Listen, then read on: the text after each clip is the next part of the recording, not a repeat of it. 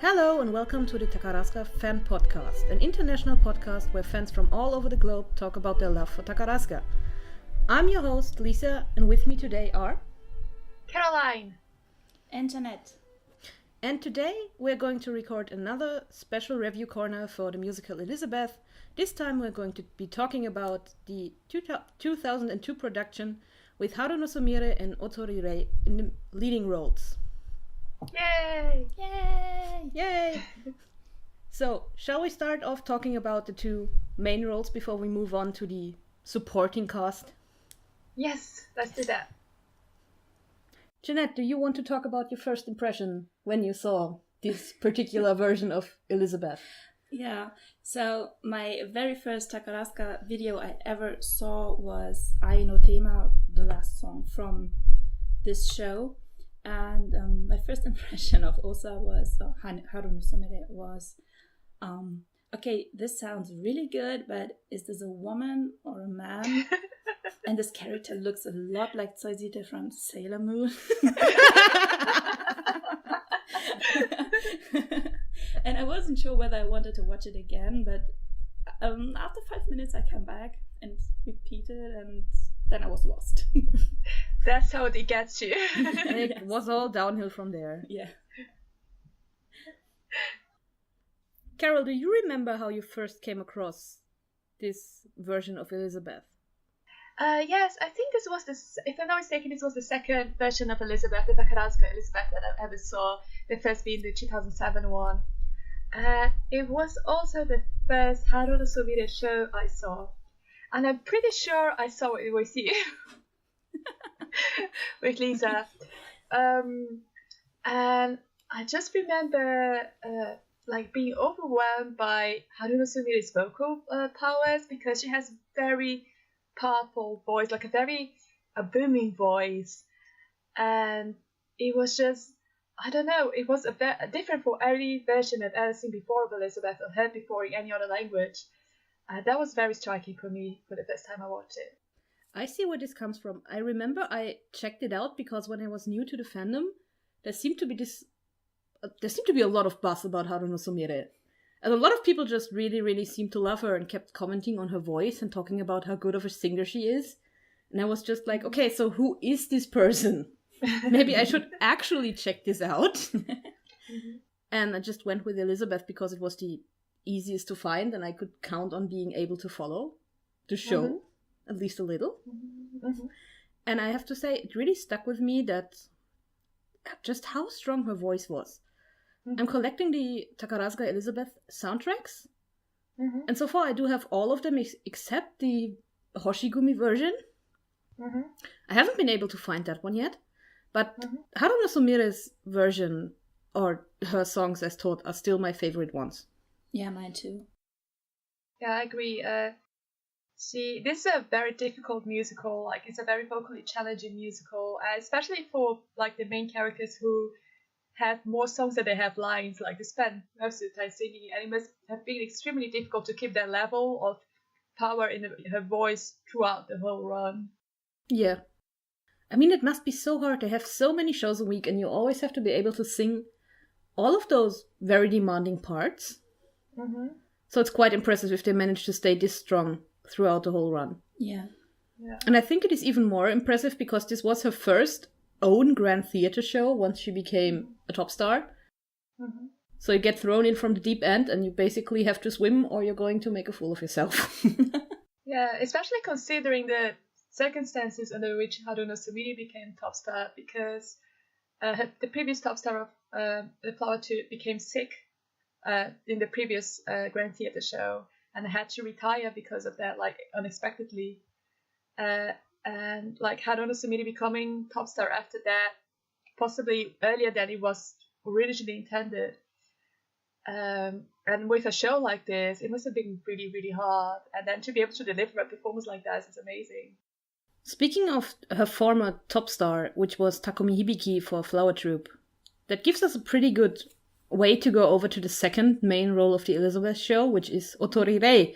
Because Otori Rei is one of the rare cases where the top Musume Yaku has, a lot more experience than the top Otoko Yaku in question, since Otori Rei was first Aikamire's partner, and then she went on to become Takumi Hibiki's partner.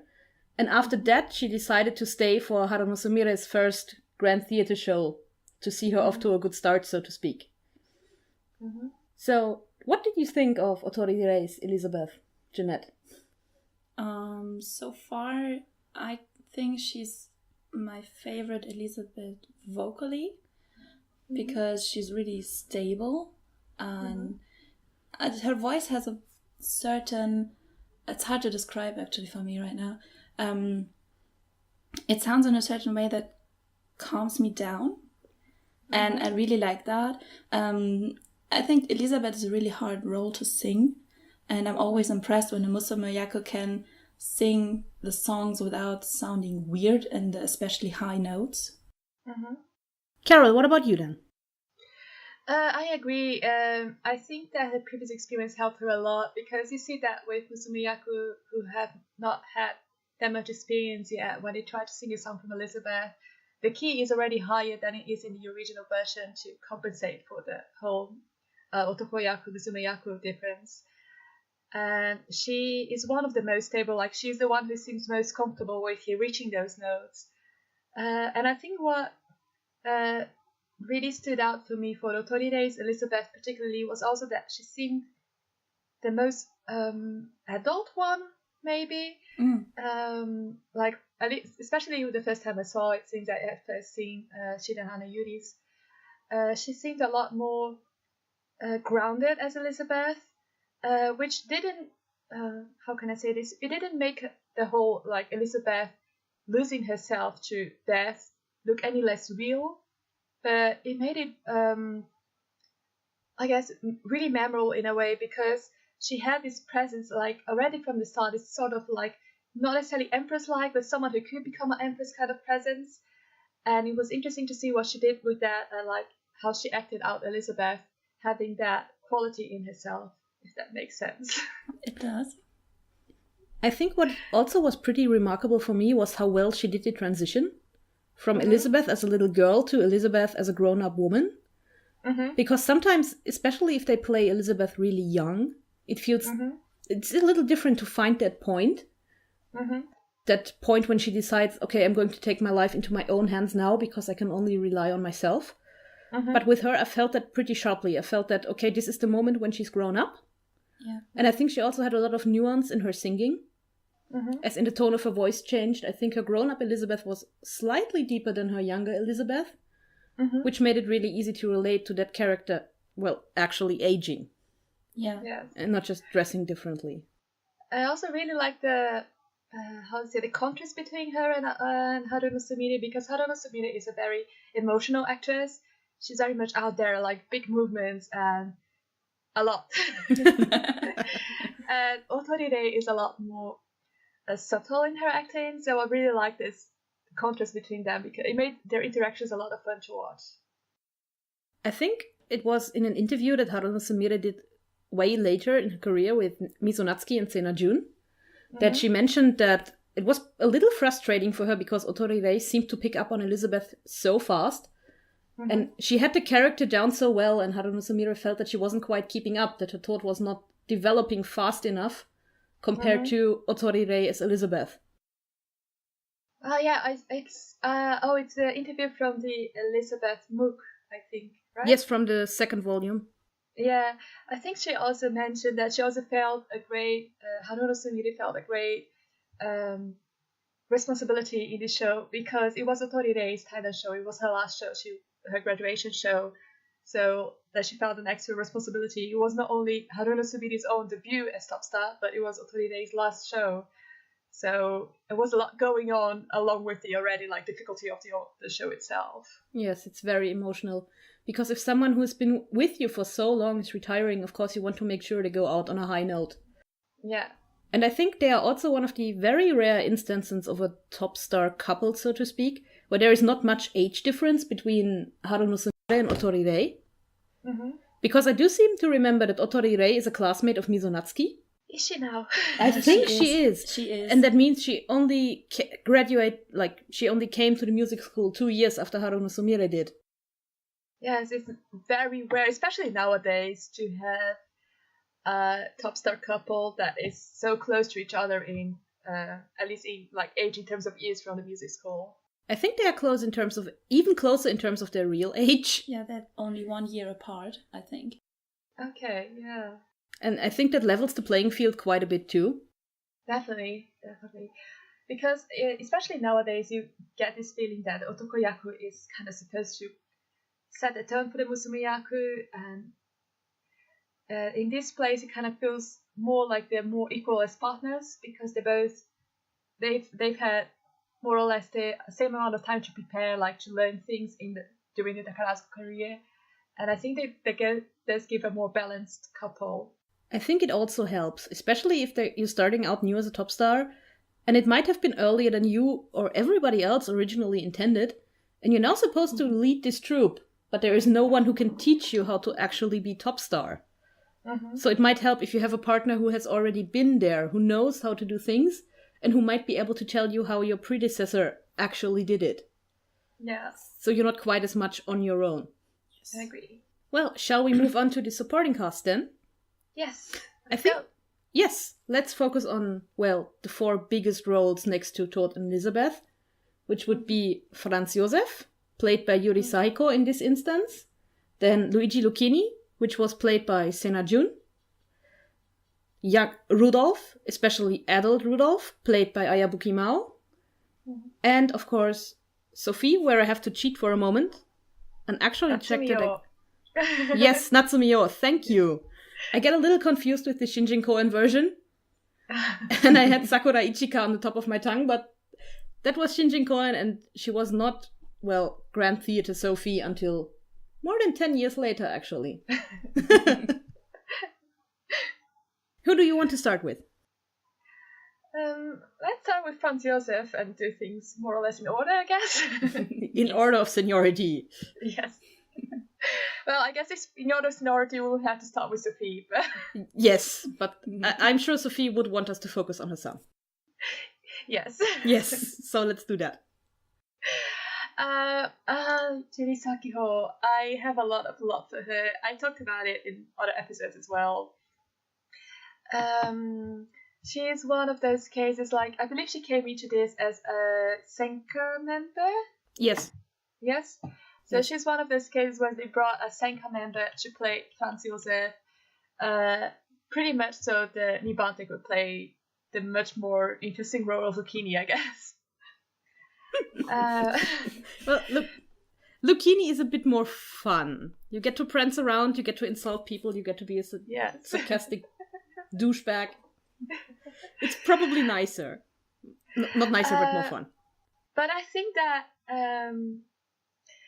there are some merits to bring a Senka member in to play Franz Josef, and I think that Judy really embodied those merits, is that you have usually an older actress, someone who has also a bit more experience, and it also embodies the age difference between Franz Josef and Elisabeth really well.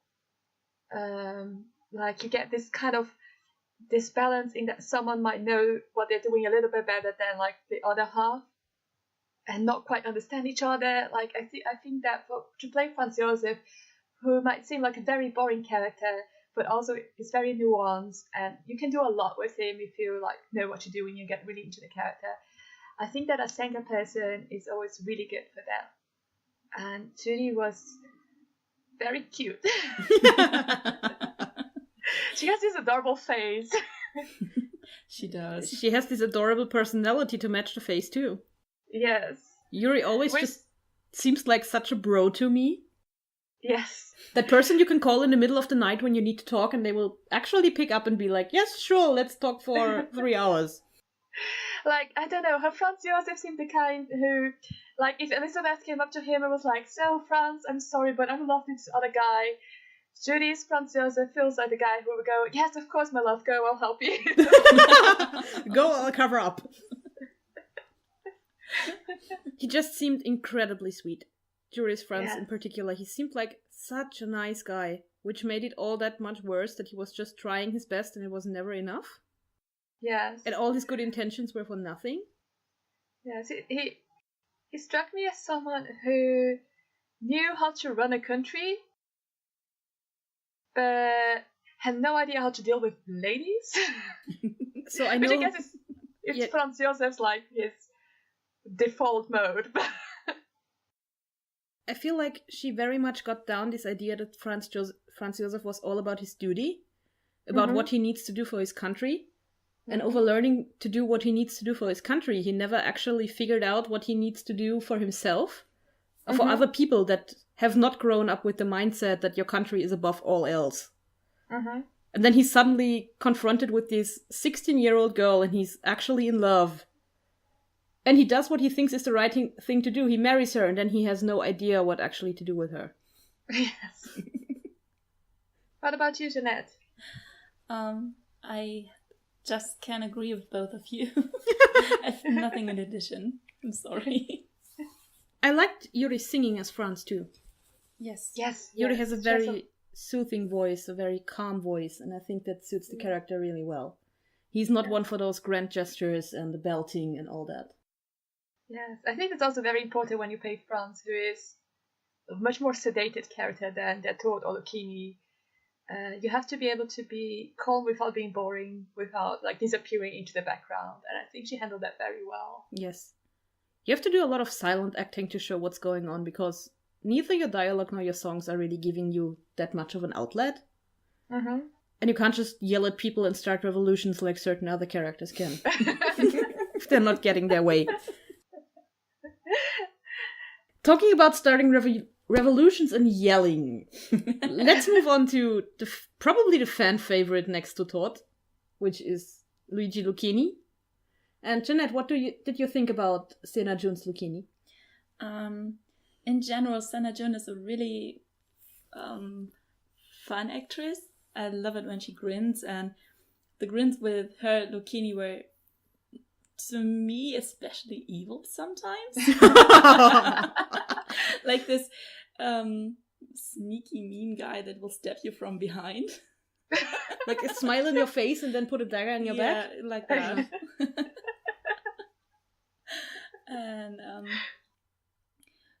what came to my mind when I finished watching the Hanagumi version for the first time was that Sena Jun sounds a bit drunk all the time.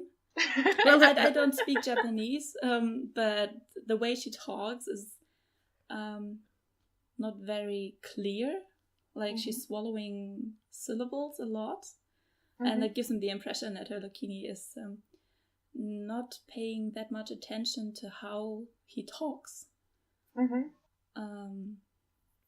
As like, and how should I put that? Sorry. Someone who has a lot to think about, doesn't pay that much attention to how he talks. He always had a bigger plan in mind. He was always in his head, so to speak. Like that. To be fair, his way of walking also doesn't look quite sober. It's not just the way he's talking. That's true. You're always half worried that she will fall off the Ginkyo like the Silver Bridge. Oh no, we lost a Lucchini in the orchestra pit. Can someone fish him out? Carol, what did you think? Except for being worried about her falling into the orchestra pit. I have to admit that, well, Lucchini is my favorite character in the show. And I have to admit that, like, Sena Jun played like all the three bigger roles in the show. She could do Elisabeth by herself the whole show if she wanted to. We're still waiting for that TCA special. Yes. The one-person version, Sena Jun plays Elisabeth. And I have to admit that Lucchini is my favorite role of hers in Elisabeth. Like, I like it more than her Elisabeth and then her Dead Toad. One reason for it is that I think that Sena Jun excels in comedy. She has the timing down really well. She does the voices and like the drunk acting in this case. She's very physical in her acting, and that's something that Lucchini really needs because he's on stage a lot, but he's not always doing stuff. Right? He's not always the center of the attention. He's just like observing while he tells the story, while other people are like acting out the scene. And I think it's important for Lucchini that you like have the physicality to still make people want to watch you, to still be funny, to still act in the background, to act with the audience while other stuff is happening at the same time. Especially when you're like Demi Bante and you know there will be a lot of your fans in the audience watching you. And I think that Senna-jun is that was what she did best as an otokoyaku, in my opinion, was just this fun comedic thing. But like her Lucchini was not too funny. She did this really great balance of being like funny but also being like the sleazy guy who will, as Jeanette put it, stab you in the back all too gladly, probably. Yes. Especially if you get too close to his master. Yes. What I really loved about her Lucchini is that he seems to bounce off so well off his Todd. Like, he's a polar opposite of what Todd is doing at the moment. Mm-hmm. Because Haruno Sumire's Todd... Haruno Sumire in general has a really, really clear pronunciation for me. Mm-hmm. Like, it's that level of really accurate delivery of someone who has looked at those lines and who knows what is supposed to be sung in this line, and they will sing it and it will actually even sound good. Mm-hmm. And then you have this Lucchini who is not even standing upright most of the time, who has his hands in his pockets and who's just slurring his way through his songs. And you're trying to read along and suddenly he's like half of a verse further than you think he should be. Because, it fits. Something along those lines. And I really loved how that contrast worked to show how that both are people on their own, even though Lucchini is working for him. Mm-hmm. He's not a copy of him or just an extension of Todd. He's very much his own person. Yes, definitely. And he's doing this because he's having fun and because he hates aristocratic people and not just because Todd told him to do so. Who doesn't love a good anarchist murder? Although I think this was one of the versions that catered the most to the people who like to see Lucchini and Todd together. Mm-hmm. Especially with the bit in the finale dance. Yes. Because the Otokoyaku dance, I think in all other versions, has Lucchini, Franz, and Rudolph, adult Rudolph, as the three main dances for the Otokoyaku dance. Yes. But the Hanagumi version had this special part where Senna-jun and Haruno Sumire actually had a part of that dance together, just the two of them. Mm-hmm. So Lucchini was getting really preferential treatment there.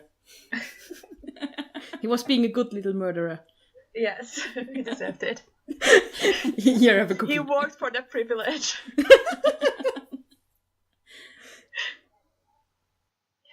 Yes. Speaking of the people who usually get to dance, we're still missing our adult Rudolph, which was Ayabuki Mao. Ali, do you want to start on the topic of Yumiko? Yumiko has a special place in my heart because she later transferred from, I think, Hanagumi to Yukigumi and became Nibante while Mizunatsuki was top star. And that's my favorite era so far from the Takarazuka universe. But already in 2002, when she was playing adult Rudolph, you could see her qualities as Otokoyaku really, really well, I think. Her voice is just stunning, in my opinion, because she has a really strong voice and a very unique voice color. Mm-hmm. And her adult Rudolph always reminded me of someone who's really, really insecure with how to achieve what he wants to achieve. Like, he has really big plans, but he, I'm sorry, is not yet sure how to make things work. Mm-hmm. In the sense of he knows where he wants to go, but he has no idea how to get there. Yeah, like not having a map. Yes. Mm-hmm. Carol, how about you? I agree with a lot of that, and for me, watching Hayabuki Mao play like Rudolph was especially strange because, as I said before, the first version of Elisabeth, the Takarazuka Elisabeth I ever saw, was the 2007 one, where she played Franz Josef. So this was like watching her play her own son. He grew up to be what he never wanted to be, like his father. Yes. Which was like a little bit weird. Like I kept expecting her to like sing out Franz Josef like Franz Josef lines from the songs, and she didn't. But then again, I might have watched the 2007 version a bit too much. We all might have. Anyway, I agree with a lot of what Jeanette said about her Rudolf. He also struck me as very insecure, very much, he has all the energy and the willpower, but no place to put all that to. And to me, it felt very much like having interactions with their thought. I don't know, so many their thought. It felt a lot like their thought was aware of that, and purposely just like, oh, you need like a goal, like something to work towards too. Well, here are these 3 revolutionaries. Go. Here I just play together. Here I picked them off the street for you. You can have them. Her Rudolf felt very much manipulated by that thought. Not necessarily a puppet, but someone who thought that they got an idea of their own, and it was actually their thought, like pulling this, like moving things along in the background all the time. And as Jeanette mentioned, her voice is just great. And I think, well, a lot of people in the main cast, pretty much everyone in the main cast, has just a really strong voice. It's also a really beautiful sounding show. But also, like, listening to her in 2002 sing Rudolf in a, like, slightly younger, slightly higher voice. And then, like, in 2007, her Franz Josef, like, being able to contrast that was also really great for me. Yes. Yes, Rudolf very much felt like this lost boy who got an idea put into his head and thought it was his own idea, and was devoting so much energy to it without ever realizing that he was being played. Mm-hmm. And I just felt really, really sorry for him. Yeah. Because he seemed to want this so much. He so much wanted to be recognized by the people he cared for. And it just never happened. And the one person who seemed to care for him and who he trusted in then was the person who came onto him and to actually shot him. Well, put a gun in his head at least.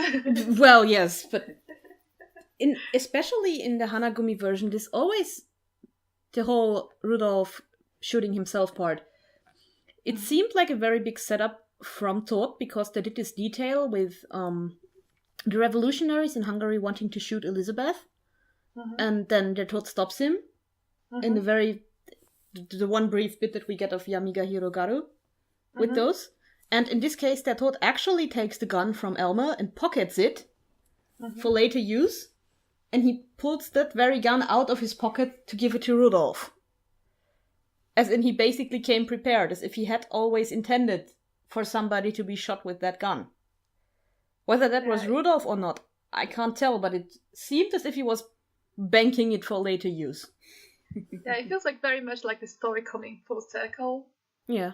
With, like, this is the first time you see the revolutionaries, and with, like, they're Todt taking Elmer's gun, and the revolutionaries played such a big part in Rudolf's fall, like, his fall from race, and the actual reason why he ended up wanting to commit suicide. Yes.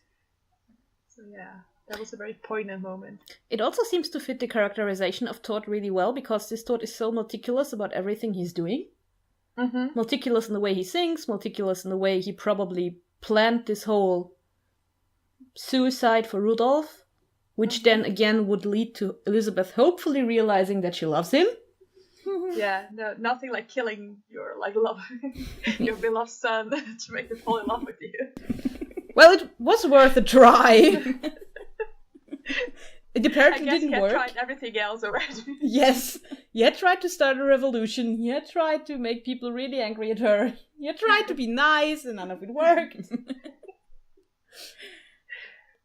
But that is also one of the things I really love, that this Todt seems so full of himself, and when she tells him she doesn't want him, he just looks at her like, "Excuse me, what did you say?"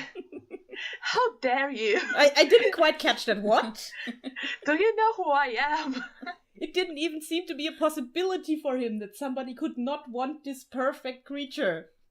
That somebody could look at him and go, "No, actually not." Yeah, and in a way it feels like this very vengeful thing as well. Like, yes, because also because of how Haruno Sumini's default look looks like, that he has a very aristocratic feel about him, his costumes and just the way he talks and moves. And it's just like the kind of guy who would not take a no for an answer and just like, oh, you hurt me, I'm going to hurt you back sort of person. And that also, like, for me in this version ties really well with Todd being the manipulating Rudolph until Rudolph ends up not having no other exit and committing suicide. And he probably thought that it was well deserved. Yes. Because he is the king of the underworld, he is entitled to get what he wants, and he's not getting it. Yeah. And then he makes people pay without any regard for the consequences. I feel like he's really ruthless in this incarnation. Mm-hmm. Poor Rudolph. Poor Rudolph is probably the bottom line of this whole play, to be fair. Yeah, no, Rudolph is like probably my second favorite character in the show, and it always kills me. Especially because everyone plays him like very different. Mm. And I always find a different reason to, like, my heart should like be wrenched. That leaves us with the one person who probably made Rudolph almost as unhappy as they thought. Which would be the Archduchess Sophie. Carol, do you want to get started on her? Yeah, so the thing is, because the first one I watched was the 2007 version, and then the second one it is Natsumiyo plays Sophie, and so I was under the impression that Otoko Yaku always plays Sophie.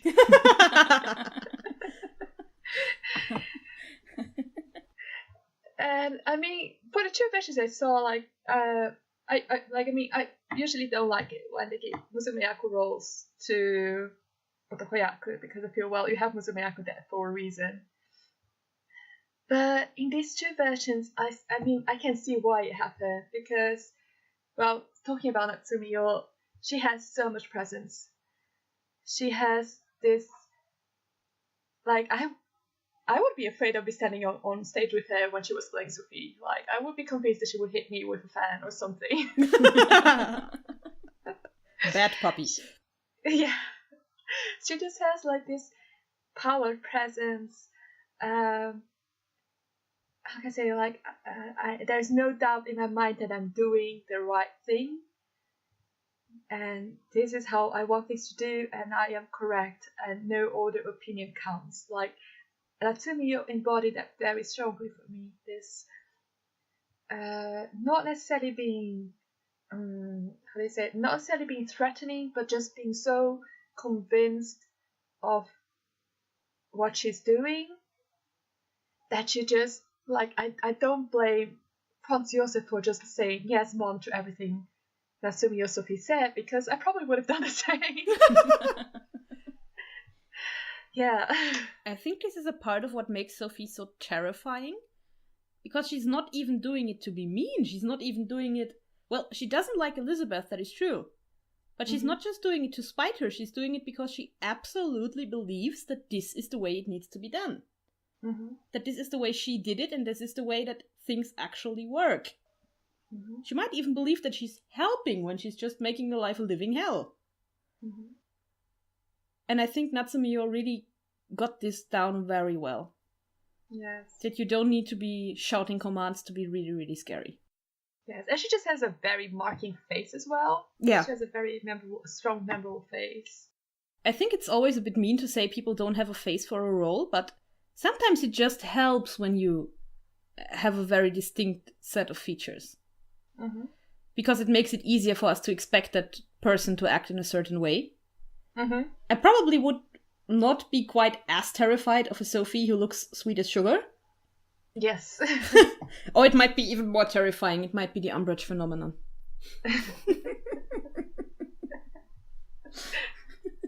But in general, I think this Hanagumi version had a really strong cast vocally. Mm-hmm. And that it really felt as if the cast was giving it their all. Because they knew they had one top star retirement incoming, they had one top star, well, first show incoming.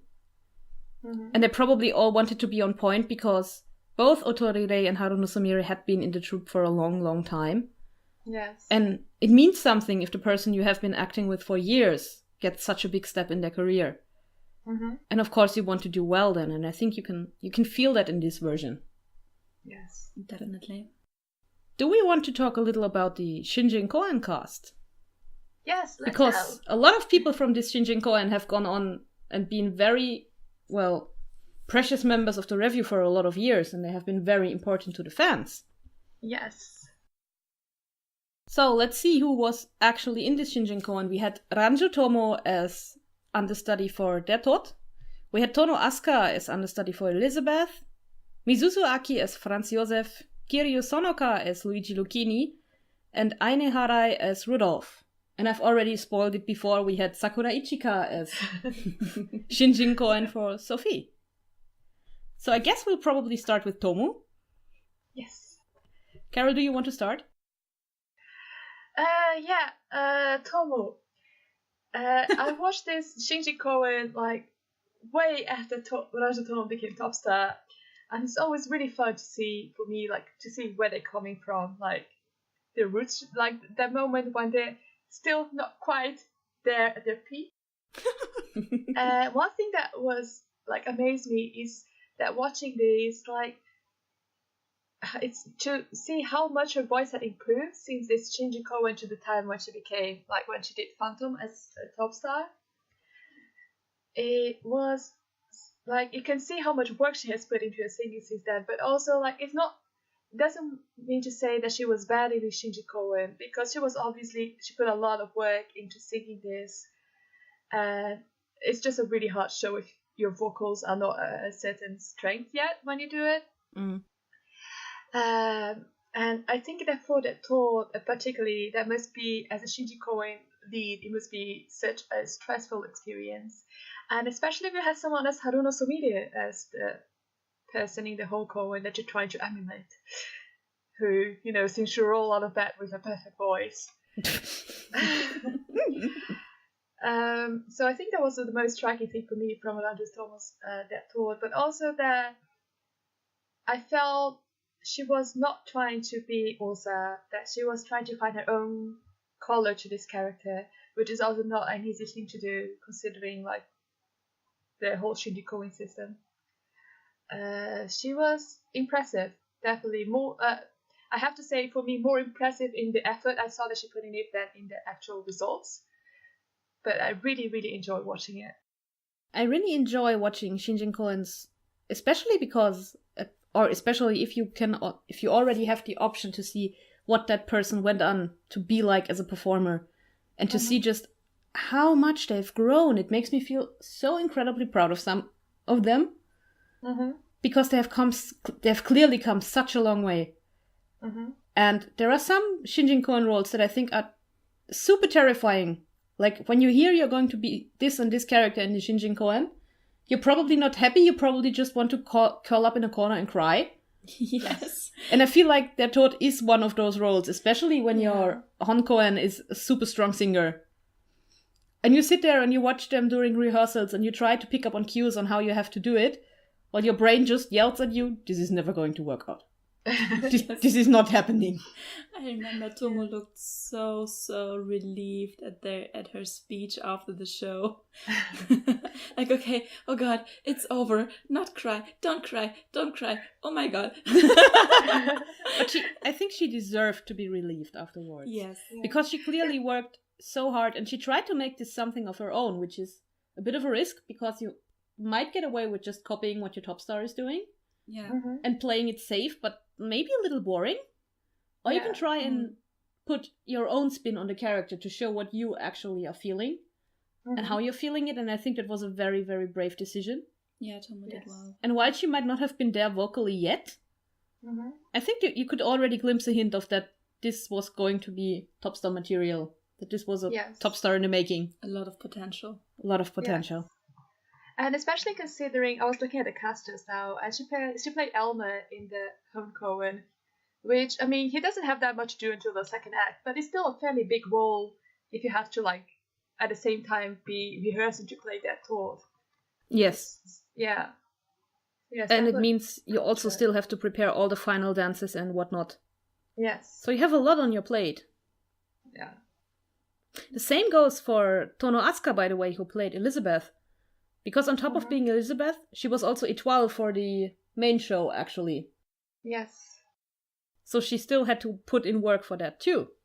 Yes. And she was Fräulein Windisch, the woman in the mental hospital. Yes. So she was also booked 3 times, so to speak. Yeah. And Aska, I have to say, was one of those late discoveries for me. Mm-hmm. I basically had no idea who she was until she went on to become Arankei's partner. Mm-hmm. And then you start to look her up and you suddenly realize, oh my god, she has like this really impressive track record. And why did I have no idea who you are? Because you are because you're fabulous. Same for me. And Aska is also one of the feels to me really strong, comfortable singers. She definitely is. Also in that higher register. Yes. Yes. Which is impressive to do if you're still so young. Yes. Yes. And you get thrown into the show and you have to make it work. I actually also liked her chemistry with Tomu. Mm-hmm. Mm-hmm. Which is again a feat because I think she and Toko did not have the most sparkling romantic stage chemistry ever. But somehow it worked out really nice with Ranju Tomu. Yes. Yes. And she was also like a really, really beautiful Elisabeth. Like, yes. she was stunning. We're just going to be shallow here for a moment. She was really, really pretty. I'm sorry. I mean, I want to be all artistic and appreciate them all for their skills on stage, but she is gorgeous. I can't help it. But I always have the impression that roles like Elisabeth or Marguerite from The Scarlet Pimpernel really, really suit her. Yes. Like, she comes out on stage and is like amazing presence.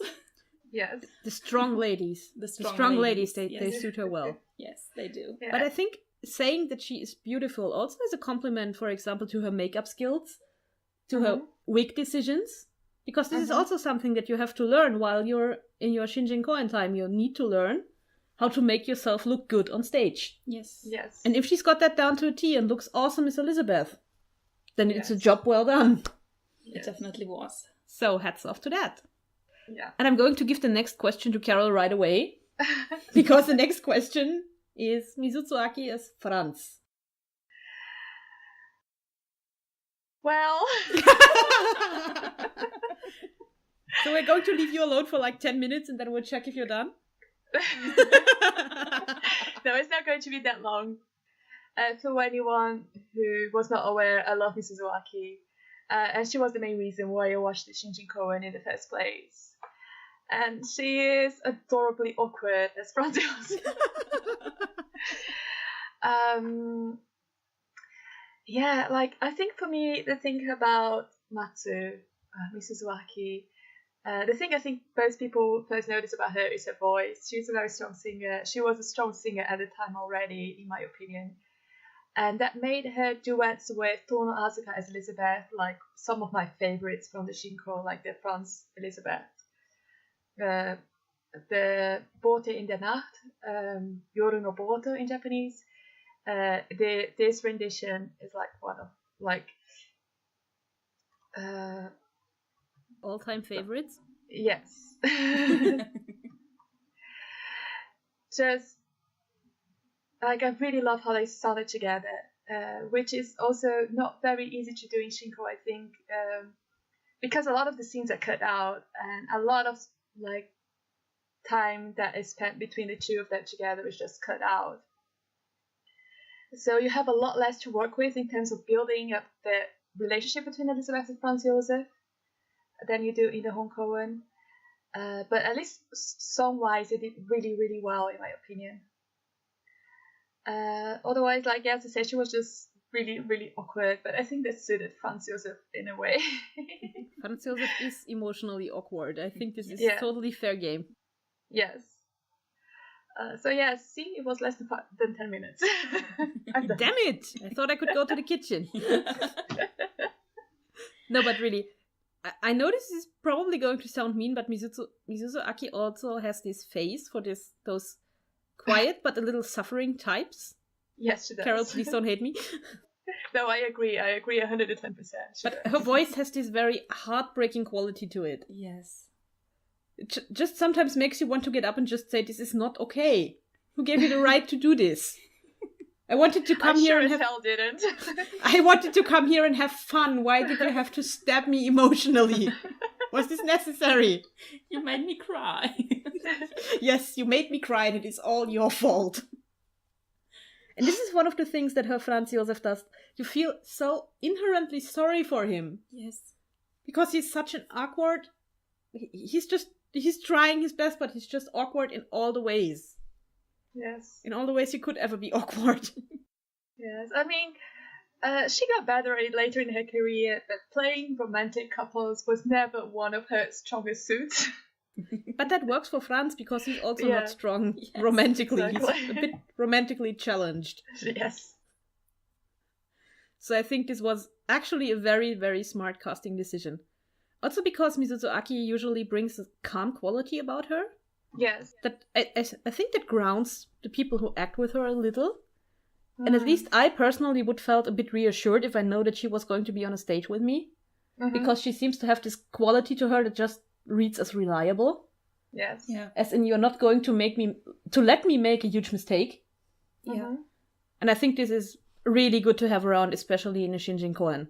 Yes. When everybody's a bit on edge, it helps to have this calm type around. Yes. Did you want to add anything, Jeanette? No. I completely agree with you both. That leaves us with Rudolph, Lucchini, and Sophie. Which one do you want to start with? Questions. Questions, many of them. I was not prepared for the test. Okay, I really want to gush a little bit about Sophie, may I? You may gush about Sophie. Go ahead. So, Sophie was played by Sakura Ichika, who is one of my favorite Musume Yakus ever. She's so powerful. She is so great. And I think the thing that makes this Shinji Koen extra special now is that over 10 years later, she went on to play Sophie in the Hon Koen in the 2014 Hanagumi Elisabeth. We actually had... I'm sorry for interrupting, but we actually almost had a revival of this. It just wasn't 10 years. But if you look at Soragumi's recent Elisabeth... Yes. She, I'm sorry, just help me with the name. It's on the tip of my tongue, but I can't say it. Junya Shitose? Yeah, Junya Chitose. She also played Elisabeth once as a Shinjin Koen before. Yes, she played Madame Wolf in the 2007 one. So there we have people returning from old Elisabeth cast. Ayabuki Mao, actually, who played young Rudolph in this one, was a veteran because I think she was a Black Angel in the very first Elisabeth. She was. And then she came back to be Rudolph in Hanagumi's Elisabeth, and then she moved on to be Franz Josef in Yukigumi's Elisabeth. Yes. But I'm sorry, I'm going... No, it's actually really funny because in the Kageki interview for 2016 Elisabeth, Koike Sensei, the director, actually asked people who had been in the previous Elisabeths to talk about it, and it's really funny to hear like people who had been the first ones to talk about the experiences, and I imagine it helps them a lot to have been to it already once, to like know the shows already and come back to it with different people and help like the younger people to realize what the show is all about, because it's not an easy show. Yes. Just so you have senpai that you can look up to. Yes. And I have to say, like, I love the 2014, like, Sakura Ichika's Sophie. She was so mean. Yes, and I really loved her in this Shinji Koen as well. She wasn't quite as evil in the Shinji Koen. Well, you probably have to learn to be evil. Yes. But she was just so strong already. Like, she had this... Yeah, I guess you would say potential. Like, you could see already the start of the amazing actress she would grow on to be, like, so much later as well. And I don't know, she's also one of those people, like, she's one of my favorite Shinjin Koen like people from Elisabeth as well. She was really amazing. One of those days I'm going to ask you for a list of your favorite Shinjin Koen performers for Elisabeth. Oh boy, it's going to be a long list. But speaking of good fits for roles, I actually think that casting Kiryu Sonoka as Luigi Lucchini in the Shinjin Koen was a very good idea. Mm-hmm. Because I think it's sad that Sonoka left already. Oh, Yes. well, already. Already is a relative term. I would have liked to keep her around for even longer. Yes. But Sonoka is such a beautiful dancer. And Sonoka has such good control over her body. It's amazing. That it just makes it such a good fit for Lucchini, who can do so much with silent acting and just his body language. Mm-hmm. And this was really something that Sonoka, I feel, could shine in. Yes. And that she did a really good job with. Yes. Despite, I imagine Lucchini to be very difficult, because you have to do the faces even when you have no lines. Mm-hmm. You still have to make it clear what you think of the happenings that are going on stage. You might actually have to mock people who are your superiors or who are older than you. Yes. And you need to do a lot of work and development on your own, because it's not in the script when he's supposed to make a face or do a gesture, or how he's supposed to carry himself. Yes. So I think it was really good that we got Sonoka to do this. And I think that what makes the Shinjin Koen Lucchini even harder than the original Lucchini, like the Hong Koen Lucchini, is that he's the one who has to make things obvious when they cut out scenes, because the Shinjin Koen is shorter than the original show. It's like a one-act show for 2 hours, give or take. Oh, wow. Yes, and that means that out a lot. and that means that Lucchini usually has to be the one who has to do all the narrating bits and has to explain to the audience in an entertaining way just what would have happened at this place in the Hongkoen, so they still get the idea of where the story is going. So not only do you have the ad-libs and faces and the already difficult songs, and or else you still have this extra bit of work where you have to be a narrator and explain things to the audience without sounding like you're explaining too much, but just like this is a natural part of the story. Did you hear about Sophie stealing the children? Wasn't that hilarious? But yes, Sonoka is just so beautiful to watch, really. Yes. Yes. And not only in this role, Sonoka in general was really, really beautiful to watch. Yes. Yes. If you can find Haruno Sumire's I Got Music show, I recommend it not only for Haruno Sumire, not only for Misuzu Aki, who happens to be in it as well. Asaka Manato is in it. Yeah, as the youngest one of the group, like little baby Asaka Manato. But Sonoka dancing is just one of the best things ever. Or if you're into Takarazuka dancing shows in general, you might want to check out Dancing Heroes, which was Kiryu Sonoka's last lead. Mm-hmm. And it was, I think, one show before her retirement. Yes. But it's just so fun to watch. It's a great show. Yes. And she was a great Lucchini as well, even though she didn't get to dance as much. Well, having her dance on top of this all might have been a little much for a Shinjin Koen. Yes, it would have killed the audience. Probably. And now, last but not least, we have Aine Harai as Rudolph. Yes, Miwachi. I love Miwachi. Me too.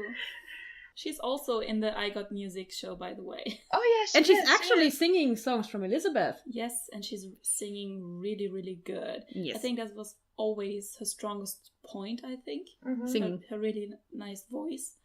Mm-hmm. And she always reminded me a bit of Osa, to be honest. Because they have similar features. Mm-hmm. Somehow. Like little sister or something. But Miwachi always looked a bit cuter because her face is rounder. Yeah, that's true. But yes, Miwachi just seems so sweet. Yes. So sweet and cute. And then you just watch Rudolph break down all over again. It's, oh god. My heart. It's painful. Yes. And Miwachi actually was already a pretty strong singer even in her younger years. Yes. Mm-hmm. Definitely. I Got Music was only 3 years after this, and she sounded really good. And I think she also already sounded good in the Shinjin Koen. Yes. She sang Rudolph in I Got Music, didn't she? She did. Yes. She sang Yamiga Hirogaru with Osa together. Yes. Which, I mean, must have been amazing. As an it's actress. beautiful. Yeah, I love her Rudolph as well. Like, we're just going to this thing. I was like, wow, these are all people I really, really love. I love everyone in this, like, the main cast of the Shinko. Like, why are there so many people I like? We actually said we weren't going to go to an hour with this, because there was no way we could talk for an hour about Elisabeth. We should have known better, though. Like, we've done this before. Yes. But guess what happened? Yeah, there we go. But if you have the means, check out the original show, or if you are more interested in the people who left us more recently, you can also check out the Shinjin Koen, because it was on Ranju Toma's energy box when she became top star. Yes. So this is one of the Shinjin Koens that is not lost in time forever. Yes. And something else that we were going to mention, and I think we forgot. Yes, we did. This was the first Takarazuka version to have Wenn ich tanzen will, Watashi ga odoru toki, because that song was not in the original Vienna show. It was added later, and so it was also not in the previous Takarazuka versions. This was the first Takarazuka version to have that song. Yeah, that's true. Yes, so if you're a fan of Watashi ga odoru toki, now you know where it originated, at least in Takarazuka terms. Yes. It's a really beautiful song. It's one of my favorites. I'm glad they added it.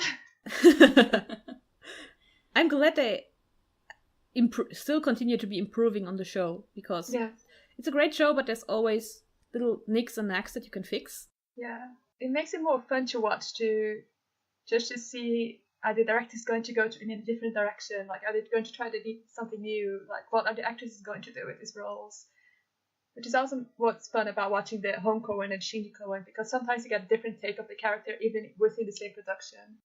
I have to admit, I also really love seeing how people that have understudied people who have been in Elisabeth before might then interpret her own roles. Because I keep looking at younger incarnations of, for example, Todd, and I do keep thinking to myself, oh, you really remind me of this person.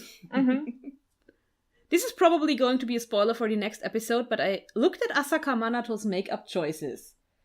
And something in my head was going, oh wow, you really liked Ayaki Nao's Todd, didn't you? I can't help it, it really looks like something that Todd would have worn too. Yeah. But that is something for the next episode. Yes. And I think we might wrap it up here, because we have probably said all that we wanted to say about the show for now. I think the bottom line is we really like this show. We really like this show. We really like the cast. If you are into Elisabeth recordings, this might be one that you want to check out. Definitely. Because the singing was really strong in that cast. Yeah, you have a lot of powerhouses in this one. And through the whole cast. Yeah. So this is probably a safe bet to just check into and see if you like it. Yes. And I guess that's it for now. So thank you so much for listening. If there is anything you would like to add, please leave us a comment. If there are questions, you can also drop them in our comment section, or you can drop them on Twitter or Tumblr or on Facebook, I think. Yes, we have a Facebook. We have a Facebook. We are modern. And with that, I think we're going to say bye-bye for now. Bye-bye. Bye-bye. Many thanks to Michael B. and the Arcanum String Quartet for their wonderful arrangement of Sumire no Hana Sakugoro. And thank you, listeners, for enjoying our podcast.